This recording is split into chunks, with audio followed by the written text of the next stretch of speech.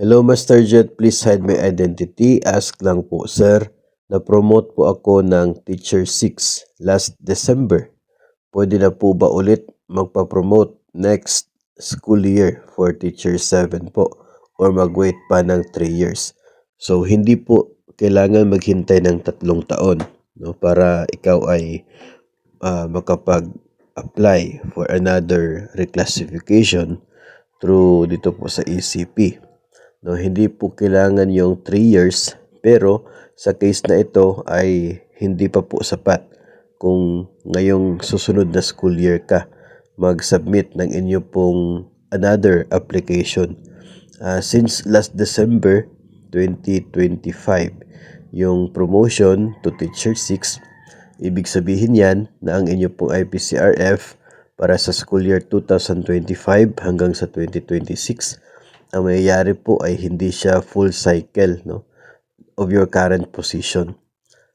Kasi nga sa simula ng cycle hanggang sa November or December ay Teacher 3 ka, no? Teacher 3. Then December until sa end ng cycle, Teacher 6. So hindi siya buong cycle na ikaw ay Teacher 6. So hindi pa qualified to apply for another reclassification pagdating po ng 2026 to 2027. So, kailangan na matapos mo muna itong cycle ng 2026 hanggang sa 2027. Kasi yung cycle na yan ay buong cycle Teacher 6 ka. Buong cycle current position mo na Teacher 6. So, yung IPCRF for that cycle 2026-2027, yun ang mag-qualify sa'yo for the next application mo sa reclassification.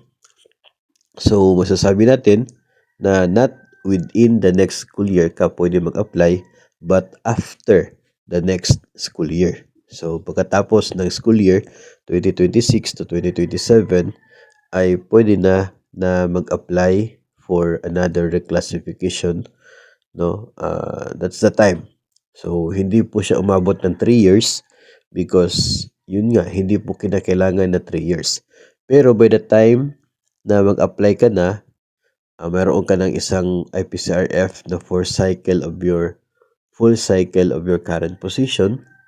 Yung mga previous IPCRF mo naman na 2 period ay pwede mong gamitin para to complete your 3 IPCRFs na kinakailangan sa pag-validate ng inyo pong mga performance requirements sa classroom observable indicators at sa non-classroom observable indicators. So, hindi kailangan yung hintayin ang 3 years because pwede mong gamitin yung IPCRF na nagamit mo sa previous mo na pag-apply ng reclassification. So, ganyan po ang mangyayari. No? So, not within the next school year but after the next school year, pwede ka na mag-apply muli for another reclassification.